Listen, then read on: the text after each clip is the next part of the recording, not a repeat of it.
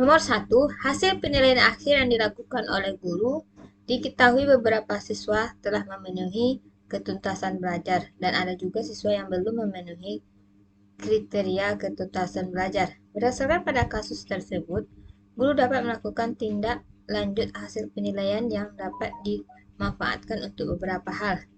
Berikut merupakan pemanfaatan hasil penilaian oleh guru, kecuali A. Memperbaiki program pembelajaran. B. Menyelenggarakan program remedial bagi siswa yang hasilnya rendah. C. Menyelenggarakan program pengayaan bagi siswa yang hasilnya tinggi. D. Mengadministrasikan hasil penilaian. E. Menyusun laporan hasil penilaian. Jawaban D. Mengadministrasikan hasil penilaian. Kata kunci dari soal kecuali ya teman-teman. Sedangkan untuk pembahasan tentang remedial yaitu hasil penilaian berupa informasi tentang peserta didik yang telah mencapai kriteria ketuntasan minimal dan peserta didik yang belum mencapai PKM. Perlu ditindaklanjuti dengan program pembelajaran remedial dan pengayaan bagi peserta didik yang telah melampaui KKM. Penilaian yang dilakukan oleh pendidik juga digunakan untuk mengetahui capaian akhir penguasaan kompetensi peserta didik yang dituangkan dalam rapor. Bagi pendidik, hasil belajar yang dicapai peserta didik merupakan cerminan prestasi dan kondisi yang dapat dicapainya dalam mengimplementasikan program pembelajaran yang sudah dirancang dalam bentuk silabus dan RPP. Oleh karena itu, hasil penilaian diperoleh peserta didik menjadi bahan untuk memperbaiki program pembelajaran yang disusun sekaligus mencari upaya untuk meningkatkan keprofesionalannya. 2. Sebagian siswa mengalami kesulitan menjawab soal tes pilihan ganda yang disusun oleh guru. Hal tersebut disebabkan materi dalam soal sebagian belum dipelajari siswa, karena materi tersebut seharusnya diberikan pada pertemuan berikutnya. Hal yang seharusnya dilakukan guru dalam menyusun soal tes pilihan ganda pada aspek materi yaitu A. Soal harus sesuai dengan indikator. B. Pokok soal harus dirumuskan secara jelas. C. Pilihan jawaban harus homogen dan logis. D. Panjang rumusan pilihan jawaban relatif sama. E. Butir tes tidak tergantung pada jawaban sebelumnya. Jawaban A. Soal harus sesuai dengan indikator. Untuk pembahasan, secara teoritis, kualitas soal tes bentuk objektif dapat ditelaah dengan memperhatikan hal-hal berikut. Butir harus sesuai dengan indikator yang ditetapkan. Hanya ada satu jawaban yang benar. Pengecer homogen dan berfungsi. Kemudian, untuk kelebihan dari tes objektif, lingkup materi yang diujikan luas sehingga dapat mewakili materi yang sudah diajarkan. Tingkat validitas isi relatif tinggi. Proses koreksi dan penyekoran mudah dan objektif. Tidak memungkinkan peserta tes untuk mengungkapkan hal-hal yang tidak berkaitan dengan pertanyaan. Informasi hasil tes dapat lebih cepat. Tingkat reliabilitas tinggi. Memungkinkan penyelenggaraan tes bersama pada wilayah yang luas. Namun ada juga kelemahan dari tes objektif. Yang pertama, tidak mengembangkan daya nalar peserta tes. Yang kedua, peserta tes cenderung menjawab dengan jalan menerka. 3. Memungkinkan terjadinya kecurangan atau saling nyontek. 4. Mengembangkan dan menyusun soal relatif sulit dan waktu lama. 5. Membutuhkan waktu untuk membaca soal dan jawabannya sehingga mengurangi waktu ujian. Mungkin dari soal besok yang keluar bisa jadi kelemahan dari tes objektif. Jadi kita sudah tahu ya teman-teman. Lanjut. 3. Pada akhir pembelajaran, siswa diminta untuk mendemonstrasikan tugas belajar yang diberikan guru dengan tujuan agar siswa tersebut mengaplikasikan kemampuan keterampilan yang dimilikinya dan guru dapat menilai kompetensinya. Instrumen yang dapat dipilih oleh guru untuk merekam hasil belajar yaitu A. Daftar cek. B. Benar salah. C. Pilihan ganda. D. Menjodohkan. E. Jawaban bebas. Jawaban A. Daftar cek. Penilaian kinerja sering disebut juga dengan penilaian unjuk kerja. Bentuk penilaian ini digunakan untuk mengukur status kemampuan belajar peserta didik berdasarkan hasil kerja dari suatu tugas. Pada penilaian kinerja, peserta didik diminta untuk mendemonstrasikan tugas belajar tertentu dengan maksud agar peserta didik mengaplikasikan pengetahuan dan keterampilan yang dimilikinya. Instrumen yang dapat digunakan untuk merekam hasil belajar pada penilaian kerja ini adalah daftar checklist, catatan anekdot atau narasi, skala penilaian. 4. Jika guru memberikan penugasan kepada siswa yang bertujuan untuk mengukur kemampuan dalam menghasilkan karya tertentu dan dilakukan secara berkelompok, maka jenis penilaian otentik yang tepat adalah A. Penilaian kinerja, B. Penilaian portofolio, C. Penilaian proyek, D. Penilaian jurnal, E. Penilaian diri. Jawaban C. Penilaian proyek. Kata kunci dari soal adalah menghasilkan karya.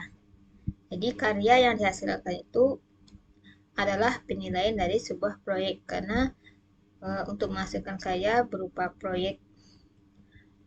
Pembahasan kita coba satu-satu ya teman-teman. Apa itu penilaian kinerja, proyek, portofolio, penilaian diri. Penilaian kinerja adalah bentuk penilaian di mana digunakan untuk mengukur status kemampuan belajar peserta didik berdasarkan hasil kerja dari suatu tugas. Pada penilaian kinerja, peserta didik diminta untuk mendemonstrasikan tugas belajar tertentu dengan maksud agar peserta didik mengaplikasikan pengetahuan dan keterampilan yang dimilikinya. Sedangkan penilaian proyek dapat diartikan penilaian berbentuk penugasan yang bertujuan untuk mengukur kemampuan peserta didik menghasilkan karya tertentu yang dilakukan secara berkelompok. Penilaian portofolio adalah penilaian otentik yang dikenakan pada sekumpulan karya peserta didik yang diambil selama proses pembelajaran dalam kurun waktu tertentu. Karya-karya ini berkaitan dengan mata pelajaran dan disusun secara sistematis dan terorganisir. Proses penilaian portofolio dilakukan secara bersama antara peserta didik dan guru. Sedangkan jurnal belajar merupakan rekaman tertulis tentang apa yang dilakukan peserta didik berkaitan dengan apa-apa yang telah dipelajari. Jurnal belajar ini dapat digunakan untuk merekap atau meringkas aspek-aspek yang berhubungan dengan topik-topik kunci yang dipelajari. Misalnya, perasaan siswa terhadap suatu pelajaran, kesulitan yang dialami, atau keberhasilan di dalam memecahkan masalah atau topik tertentu, berbagai macam catatan dan komentar yang dibuat siswa. Sedangkan penilaian diri atau asesmen adalah suatu teknik penilaian di mana peserta didik diminta untuk menilai dirinya sendiri berkaitan dengan proses dan tingkat pencapaian kompetensi yang diperolehnya dalam pelajaran tertentu. Sudah paham ya teman-teman? Penilaian kinerja, proyek, portofolio kan ini juga selalu hadir di ujian. 5. Seorang guru ingin mengetahui kemampuan siswa dalam mengatur dan mengelola perbedaan pendapat ketika dilakukan diskusi kelompok. Guru tersebut membuat lembar daftar cek dalam bentuk skala yang harus diisikan oleh siswa untuk menilai teman sekelompoknya. Jenis penilaian otentik holistik yang dapat dipilih oleh guru tersebut yaitu A. Penilaian kinerja, B. Penilaian proyek, C. Penilaian portofolio, D. Pertanyaan terbuka, E. Penilaian diri. Jawaban A. Penilaian kinerja. Kata kunci dari soal adanya perbedaan pendapat ketika dilakukan diskusi kelompok. Ini sudah kita bahas tadi ya teman-teman, jadi tidak perlu lagi tentang pengertian dari penilaian ini. 6. Di sekolah seorang guru menuliskan beberapa aturan seperti dilarang menginjak rumput dan mencoret-coret meja. Hal ini merupakan pembiasaan kepada peserta didik agar berkembang kecerdasan A. Naturalis, B. Kinestetis, C. Visual spasial, D. Verbal linguistik, E. Logis matematis. Jawaban A. Naturalis. Pembahasan pembelajaran di kelas yang mengembangkan kecerdasan naturalis ada yang pertama, jalan-jalan di alam terbuka. Cara ini menguatkan materi yang akan dipelajari untuk semua mata pelajaran, misalnya melukiskan perjuangan pahlawan, mempelajari pertumbuhan dan cuaca. Yang kedua, melihat keluar jendela. Untuk mengurangi kebosanan peserta didik di kelas. Metode ini dapat dilakukan oleh guru dengan observasi di luar kelas, melakukan pengamatan dan mencatat hasilnya. Yang ketiga, ada ekostudi. Strategi ini mengintegrasikan kepedulian peserta didik pada kelangsungan bumi untuk semua mata pelajaran. Misalnya, tidak menginjak rumput, tidak membuang sampah sembarangan. 7. Seorang guru senior mengajar siswanya dengan metode diskusi dan menggunakan media gambar yang sudah berlangsung dari tahun ke tahun. Pada awal semester baru 2019, siswa di kelas tersebut diketahui 70% memiliki preferensi belajar kinestetik, sehingga mereka tidak fokus saat pembelajaran dan diskusi berlangsung. Siswa lebih senang jika mengerjakan tugas yang diberikan guru. Dari kasus tersebut, strategi yang pembelajaran yang paling tepat dipilih guru: A. Kooperatif, B. PBL, C. Kontekstual, D. Inquiry, E. Discovery. Jawaban B. Project Based Learning. Kata kunci dari soal yaitu belajar kinestetik. Jadi kinestetik ini anak-anak lebih cenderung kepada gerak. Jadi dari proyek ini anak-anak bergerak untuk menciptakan sebuah produk, atau dalam pembelajaran anak lebih aktif. Jadi yang paling tepat adalah B. Pembahasan pembelajaran di kelas yang dapat mengaktifkan kecerdasan kinestetik. Ada respon tubuh, mintalah peserta didik menanggapi pelajaran menggunakan tubuh sebagai media. Respon misalnya mengangkat tangan, mengangguk, tersenyum jika memahami penjelasan guru. Kemudian ada teater kelas. Peserta didik memerankan teks, soal, atau materi lain yang harus dipelajari dengan drama isinya. Konsep kinestetik, permainan tebak-tebakan yang dilakukan dengan gerakan yang menantang kemampuan peserta didik untuk mengungkapkan pengetahuan dengan cara tidak konvensional. Kemudian, hand-on thinking memberi kesempatan peserta didik untuk memanipulasi objek atau menciptakan sesuatu dari tangan mereka dengan membuat patung, kolase, dan bentuk kerajinan lainnya. Peta tubuh manusia dapat digunakan sebagai alat pedagogis yang berguna. Misalnya jari untuk menghitung dengan menggunakan gerak fisik akan menginternalisasikan gagasan. Jadi kinestetik ini lebih cenderung kepada bergerak ya teman-teman. 8. Dengan mencermati silabus, seorang guru akan merancang pelaksanaan pembelajaran atau RPP sebagaimana yang tertuang dalam Permendikbud RI nomor 22 tahun 2016. Rencana pelaksanaan pembelajaran mencakup sekurang-kurangnya: A. Kompetensi inti, kompetensi dasar, tujuan pembelajaran, materi ajar, model pembelajaran, metode pembelajaran, strategi pembelajaran, dan penilaian hasil belajar.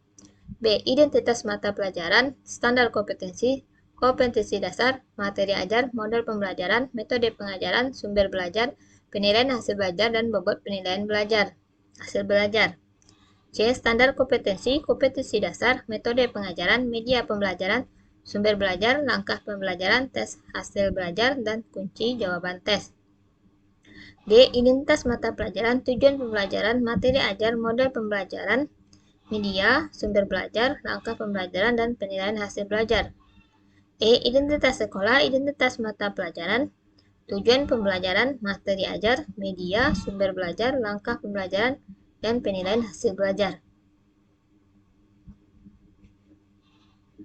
Jawaban E. Identitas sekolah, identitas mata pelajaran, tujuan pembelajaran, materi ajar, media, sumber belajar, langkah pembelajaran, dan penilaian hasil belajar.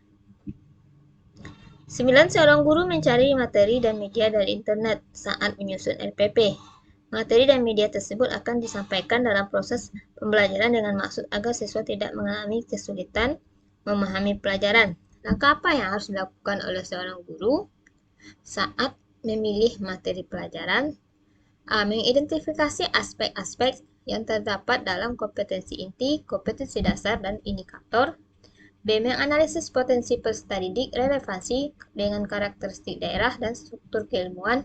C. Menyesuaikan dengan tingkat perkembangan fisik, intelektual, emosional, sosial, dan spiritual peserta didik.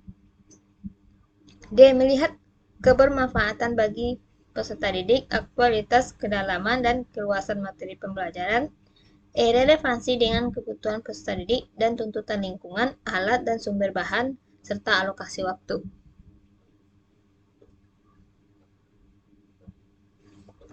Jawaban A. Mengidentifikasi aspek-aspek yang terdapat dalam KI, KD, dan indikator. Langkah-langkah dalam pemilihan materi yaitu ada mengidentifikasi aspek yang terdapat dalam KI, KD, indikator, kemudian mengidentifikasi jenis-jenis materi pembelajaran.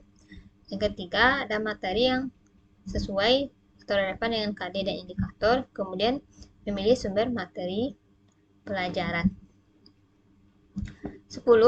Seorang guru merancang evaluasi dengan berdasarkan pada indikator dan tujuan pembelajaran yang sudah ditentukan di RPP.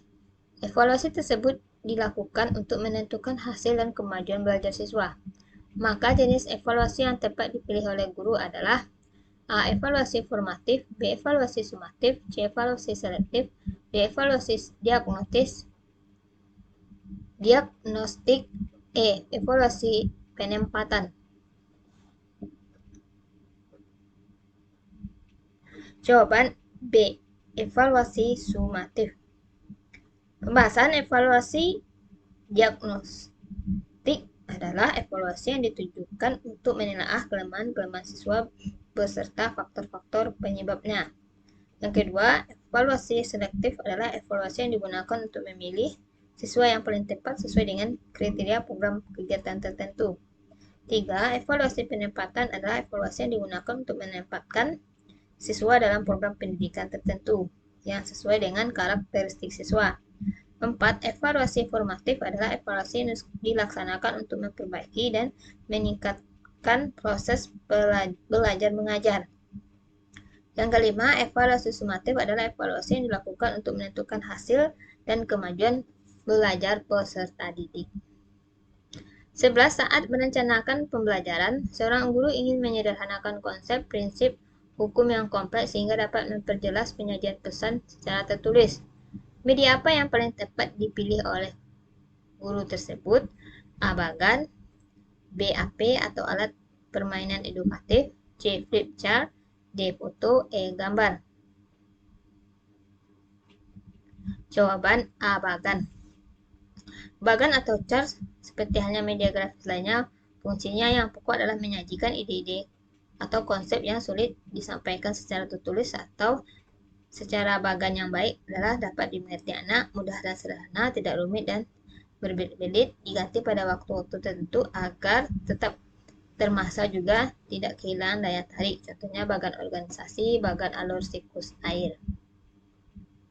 12. Perencanaan pembelajaran yang menekankan pada proses keterlibatan peserta didik secara penuh untuk dapat menemukan materi yang dipelajari dan dihubungkan dengan situasi kehidupan sehari-hari sehingga mendorong peserta didik dapat menerapkan dalam kehidupan mereka.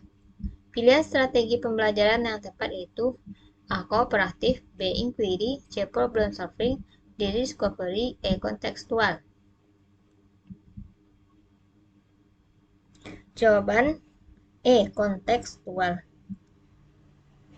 Kita coba lagi teman-teman untuk pengertiannya satu-satu. Apa itu kooperatif?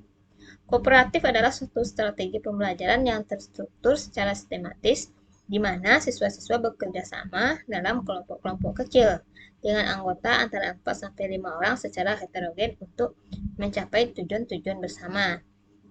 Jadi berkelompok-kelompok. Kemudian problem solving merupakan kerangka konseptual tentang hasil proses pembelajaran yang menggunakan masalah-masalah real atau masalah kehidupan nyata, bersifat tidak tentu, terbuka, dan mendua untuk merangsang dan menantang siswa berpikir kritis untuk memecahkannya. Inquiry adalah proses untuk memperoleh dan mendapatkan informasi dengan melakukan observasi atau eksperimen, guna mencari jawaban maupun memecahkan masalah terhadap pertanyaan atau rumusan masalah dengan menggunakan berpikir kritis dan logis. Ada discovery learning adalah mode pembelajaran yang melibatkan siswa secara aktif untuk mencari dan menyelidiki suatu permasalahan sehingga siswa dapat menyimpulkan konsep dari pembelajaran yang telah dipelajari. Kemudian ada kontekstual, adalah konsep Belajar yang mengaitkan antara materi yang diajarkan dengan situasi dunia nyata. Situasi dunia nyata siswa dan mendorong siswa membuat hubungan antara pengetahuan yang dimiliki dengan penerapan dalam kehidupan sehari-hari. 13. Pada saat menyusun perencanaan pembelajaran pokok, materi tentang UKAS, seorang guru merumuskan tujuan pembelajaran agar siswa dapat mendefinisikan hewan unggas, mengelompokkan dan membedakan jenis-jenis unggas.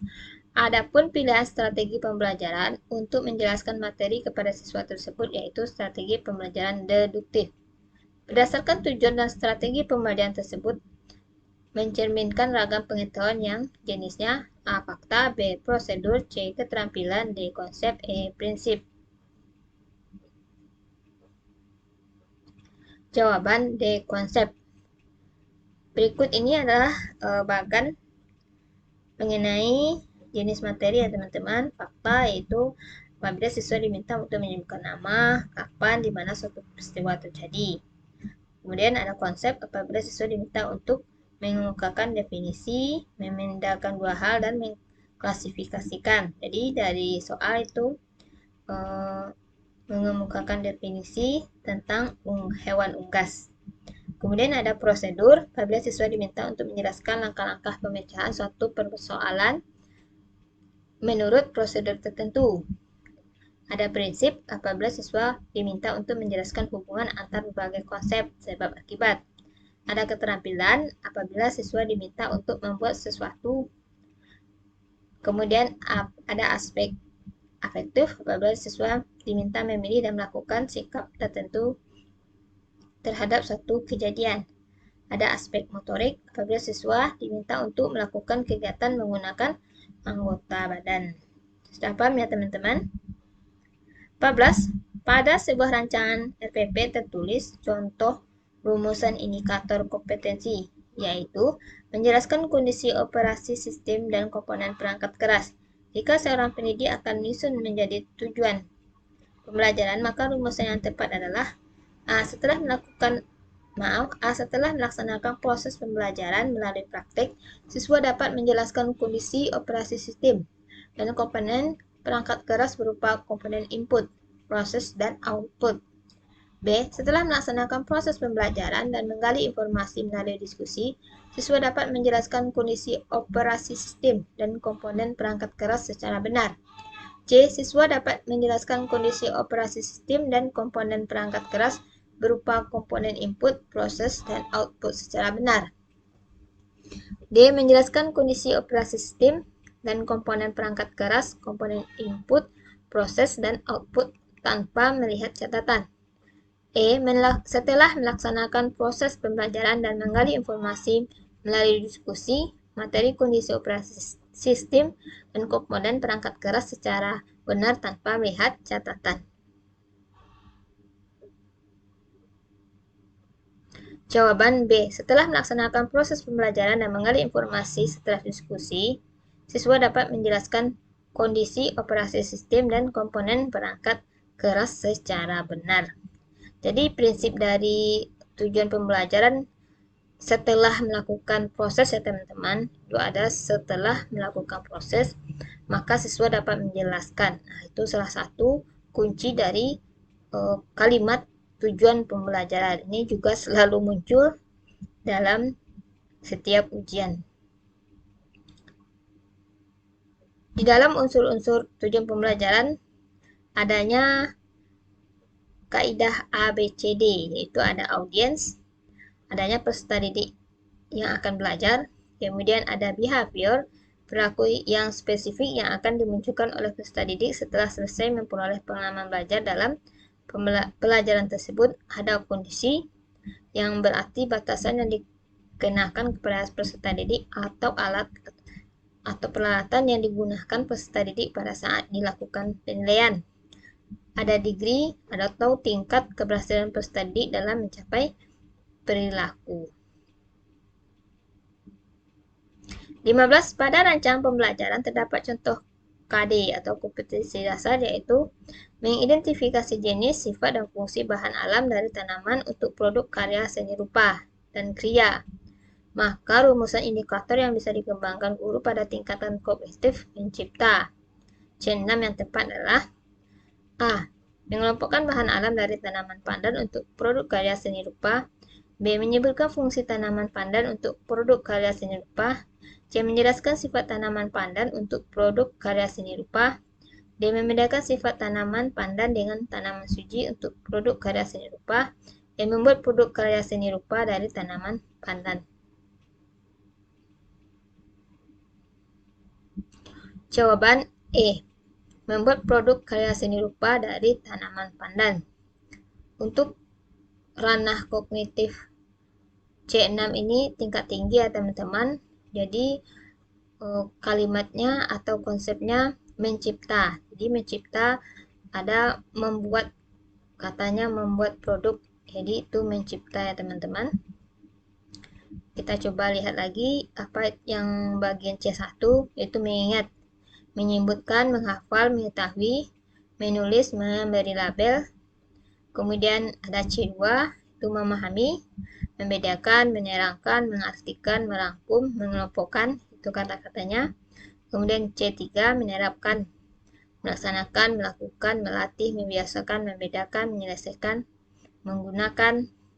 Kemudian C4, menganalisis, memilih, menata, menyeleksi, mendiagnosis, mengedit, menguraikan, membuktikan, memisahkan, menguji, mengukur, mengkritik, memvalidasi, memonitor. Kemudian ada C6, membangun, membentuk, membuat, menampilkan, memperjelas, menemukan, dan menyusun. Dari soal tadi nampak membuat ya teman-teman. Demikian teman-teman untuk soal pedagogik part 6 ini. Semoga teman-teman paham dan saat ujian dapat menjawab soal dengan menjawab jawaban dengan mudah dan nilai yang memuaskan. Assalamualaikum warahmatullahi wabarakatuh. Jangan lupa subscribe, like, dan share.